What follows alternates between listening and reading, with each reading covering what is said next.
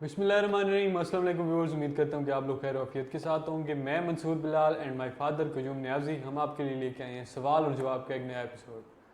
तो आज का जो हमारा टॉपिक है डैड, वो बहुत इंटरेस्टिंग है और बहुत ज़रूरी भी है जो हमारी यूथ है, जी क्योंकि अभी हमारी यूथ इस चीज़ का सबसे ज़्यादा शिकार है। हाँ मैं बात कर रहा हूँ डिप्रेशन एंड एंग्जाइटी की। जी डिप्रेशन एंड एंग्जाइटी हमारे माशरे का अभी एक ऐसा हिस्सा है जिसमें ज़्यादातर यंग बंदे इनडायरेक्टली अनकॉन्शियसली जी सफ़र कर रहे हैं। जी उनको ये नहीं पता कि वो डिप्रेशन और एंग्जाइटी का शिकार हैं। बिल्कुल। वो उनके हालात, उनके सारे जितने पूरा माहौल है वो ऐसा है कि वो डिप्रेशन और एंग्जाइटी में हैं। जी हाँ अगर उनका डायग्नोसिस किया जाए तो पता चलेगा कि इसको तो डिप्रेशन है या जी हाँ एंग्जाइटी है, जी हाँ जी हाँ लेकिन उनको खुद नहीं पता कि वो इस चीज़ का शिकार हैं। बिल्कुल बिल्कुल। आप इस बारे में क्या कहेंगे कि ये क्या चीज़ है, ये क्यों आती है, क्या वजूहात हैं, इसमें जेनेटिक कितना रोल है, जी इसको कैसे कम किया जा सकता जी है? जी जी बिस्मिल्लाहिर्रहमानिर्रहीम। दोस्तों, ये भी आ, साफ ज़ाहिर है बहुत अहम सवाल है, क्योंकि आप देखते हैं इस वक्त पूरी दुनिया में डिप्रेशन का एक बड़ा सैलाब है, तूफ़ान है।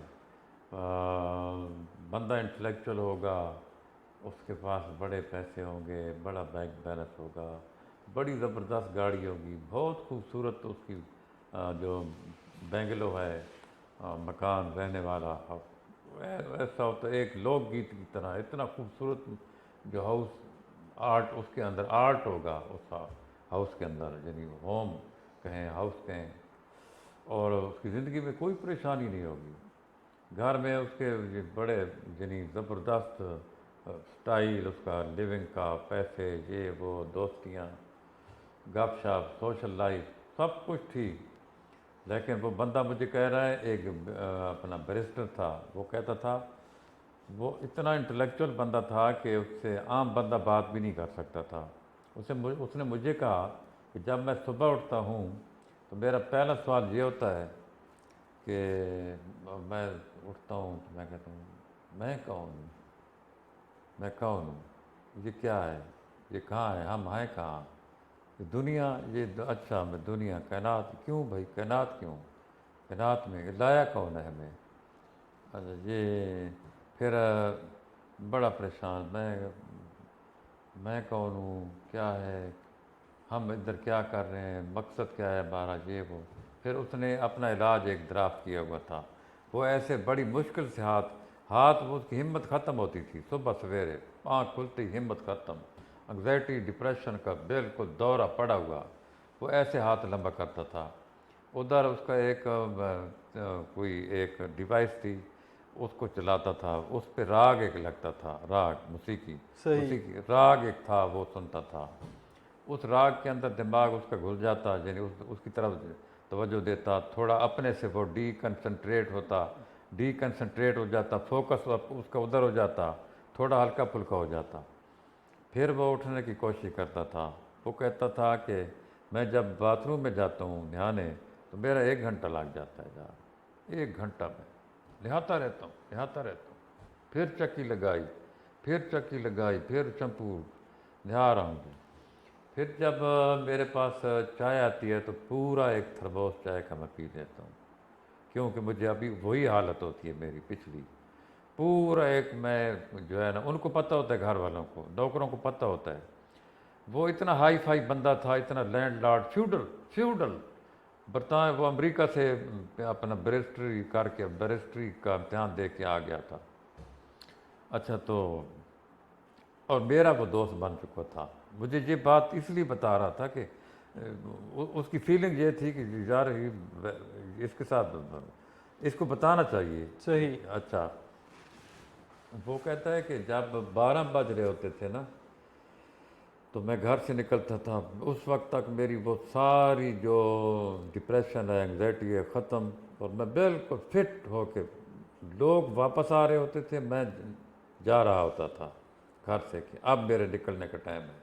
उस वक्त ठीक। मुझे कोई एंग्जाइटी डिप्रेशन नहीं होती थी, मैं बूम पे, क्लाइमैक्स, पीक पे होता था। अब बड़ा टेम्परामेंट, बड़ा मूड, गप शप के लिए बहुत फ्रेश, اور رات کے 12-1 بجے تک میں بالکل فریش، زبردست، ہر بات، ہر لاجک، یعنی محفل کا بندہ، محفل کا، مارکے کا بندہ، محفل کا بندہ۔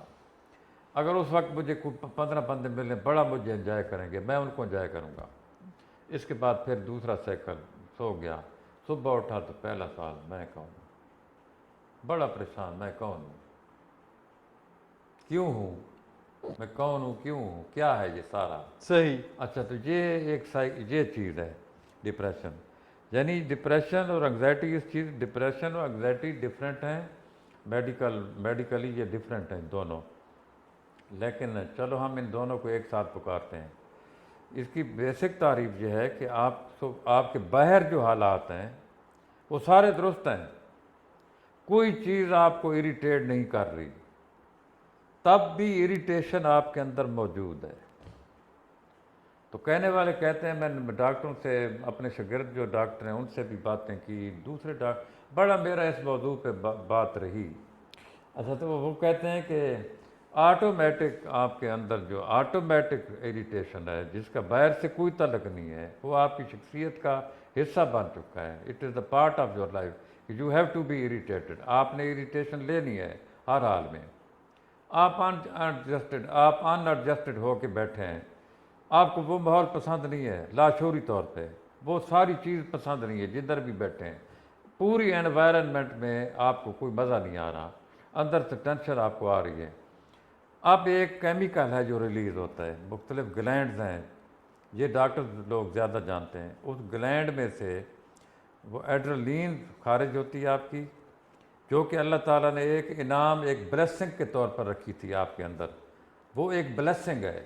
صحیح۔ جب آپ پر، ایک نارمل آدمی پر ایمرجنسی واقع ہو اور اس کو تیزی سے کام کرنا پڑ جائے، فائٹ اور فلائٹ والی، ہاں جی، فائٹ اور جو فائٹ اینڈ فلائٹ، ہاں جی، اس کو بھاگنا پڑ جائے، جو اس کو کوئی ایسا کام کرنا اپنی جان بچانے کے لیے، تو یہ ادھر ایڈریلین ہی ہے جو اس کو اتنی تیزی دے سکتی ہے، اس کے خون میں جب شامل ہوگی وہ بہت تیز ہو جائے گا اور ایسی دیوار کو پھلانگ کر جائے گا کہ جب واپس آئے گا تو ہے نا، اس دیوار سے میں گزر کیسے گیا، اس کو میں نے کیسے پھلانگ لیا، کیوں؟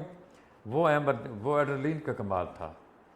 لیکن بغیر کسی وجہ کے اگر ایڈریلین آپ کے اندر خارج ہو تو وہ سیدھا آپ کے معدے کو خراب کرے گی، آپ کے گلے کو خراب کرے گی اور آپ کو بے چین رکھے گی، اور یعنی آپ کا مزہ ٹوٹا ہوا ہوگا، یعنی آپ کا جو انجوائمنٹ ہے، آپ کے اندر سکون ہے، وہ ختم ہوگا آپ کا۔ صحیح۔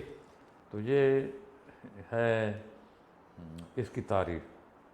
اس کے پیچھے جو وجوہات ہیں اس میں دو چیزیں ہیں، ایٹ لیسٹ 2 چیزیں ہیں، بلکہ 3 چیزیں ہیں۔ ایک تو یہ انہیریٹ ہوا آپ کو، may be there are many chances کہ یہ آپ کو انہیریٹ ہوا ہو پیچھے سے، اگر نہیں ہوا تو پھر یہ چانسز ہیں کہ there is some sort of physical disorder in your body, medical problem ہے آپ کا جو ہڈن ہے، اس کا آپ کو سمجھ نہیں لگ رہی، اس کی جو ایل فیلنگ ہے، سک فیلنگ ہے، وہ کسی اور طریقے سے انٹرپریٹ ہو رہی ہے، وہ ٹینشن میں انٹرپریٹ ہو رہی ہے وہ۔ اور جو ایک اور چیز ہے کہ اگر آپ اسپرچولی اسٹرانگ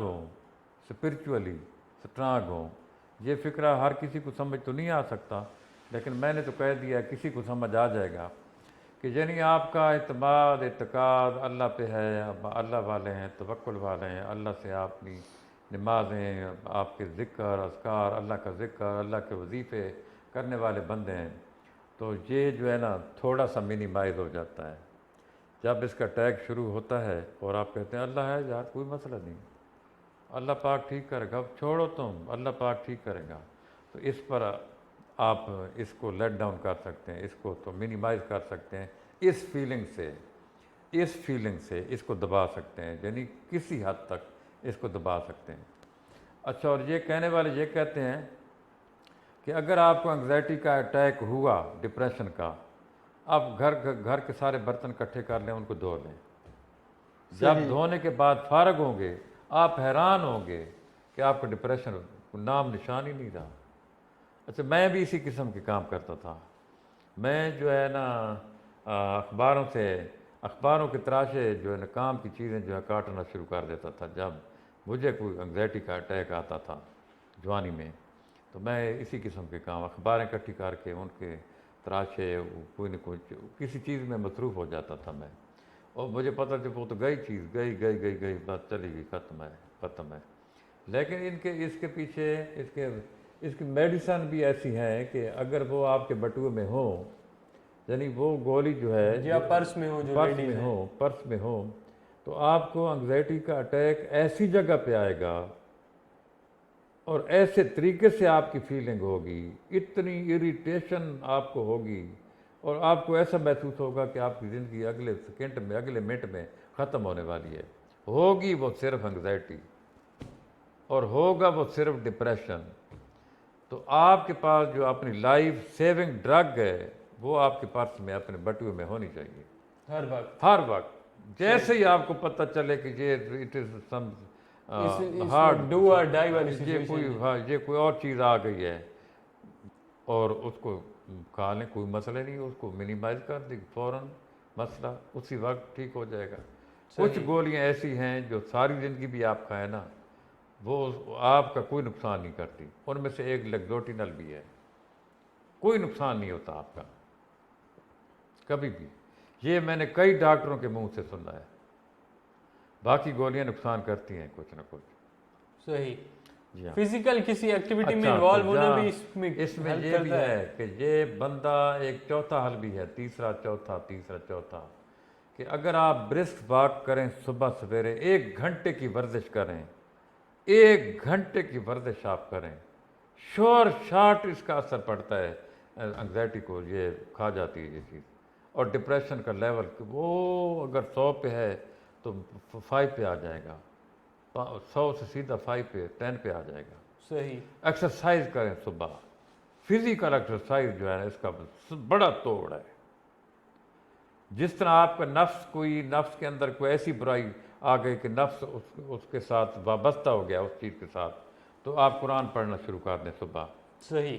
اس کو ایسی ٹکر لگے گی اس چیز کو, وہ پاش ہو جائے گی چیز. تو اس کے لیے جو اس کا اصل توڑ ہے وہ صبح کی ورزش ہے. ایسی ورزش جس میں بالکل وارم اپ ہو گئے آپ, ہلکے بالکل پھل گلاب کا بن کے آپ آ گئے, بالکل لائٹ فیلنگ لے کے آپ آ گئے.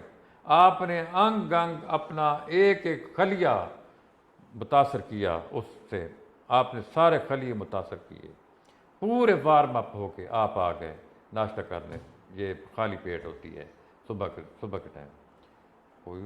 آپ دیکھیں گے جب یہ 5-6 منٹ کریں گے تو بڑی سے بڑی انگزائٹی اور ڈپریشن آپ کا وہ آدھا بھی نہیں رہے گا, 5% رہ جائے گا.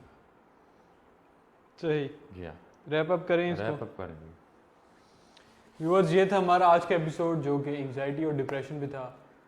ڈیڈ نے تو جو باتیں کہی ہیں بہت ویلڈ ہیں.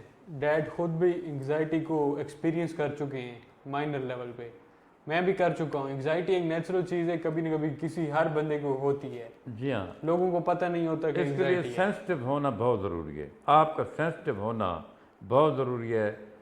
تو اگر سینسٹیو ہیں آپ تو انگزائٹی آپ کو لازمی ہوگی. سینسٹیو ان اے سینس کہ آپ چیزوں کو جو آپ کے سراؤنڈنگ میں ہے پورے ماحول کو سینسٹیو لیتے ہیں. باقی آپ کیا سوچتے ہیں اس بارے میں, انگزائٹی سے ریلیٹڈ اور ڈپریشن سے ریلیٹڈ؟ آپ کی جو رائے ہے ہمارے سے شیئر کریں.